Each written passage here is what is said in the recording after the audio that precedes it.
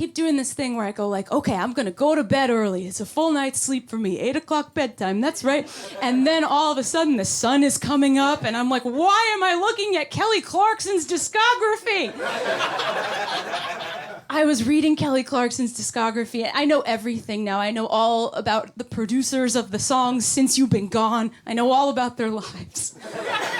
I spent most of the night reading about one of her producers, this guy named Max Martin. Do you guys know who he is? Oh, a few of you. All right, cool. If you don't, strap in. I know everything.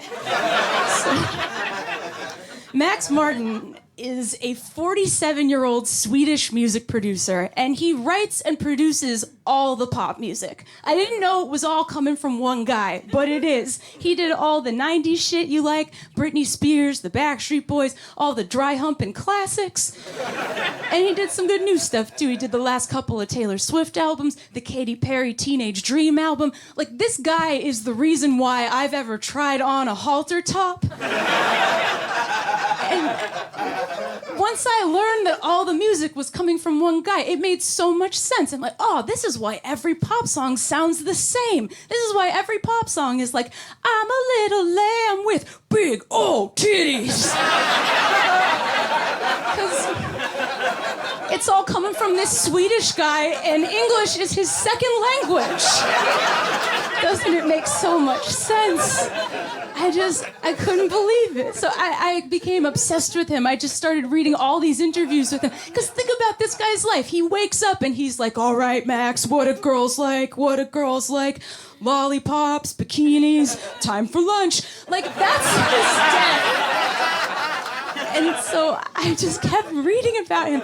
And I found this interview with one of his Swedish songwriting colleagues. They were like, how do you guys come up with all these pop songs for women? And he said, every month we read Cosmo. Cosmo, of all things. I mean, if you've ever read an issue of Cosmo, you know it's like the worst representation of women in the world. Every tip in Cosmo is like, chug a bottle of mouthwash and eat your boyfriend's butt. I'm like, this isn't my life. But I didn't know what I was doing. All those times I'd walk up to a newsstand and be like, Cosmo, no thanks. I'm just gonna plug in my headphones and blast it directly into my brain. I didn't know. I've been walking around listening to Cosmo. So I freaked out in the middle of the night. And have you guys ever freaked out so hard you made a flow chart? Cool, all right. Okay, I'm gonna try to walk you through this. Okay, so I grew up listening to pop music. It's how I learned what it means to be a sexy woman. Not knowing that Max Martin and all the Swedish guys making the pop music were reading Cosmo so they could be sexy women. Which means for most of my life, I've been doing a bad impression of a middle-aged Swedish guy doing a bad impression of an American garbage woman. It's like, no wonder I feel out of whack. I'm walking around pretending to be like the Swedish chef, pretending to be a spring breaker. My life is a lie.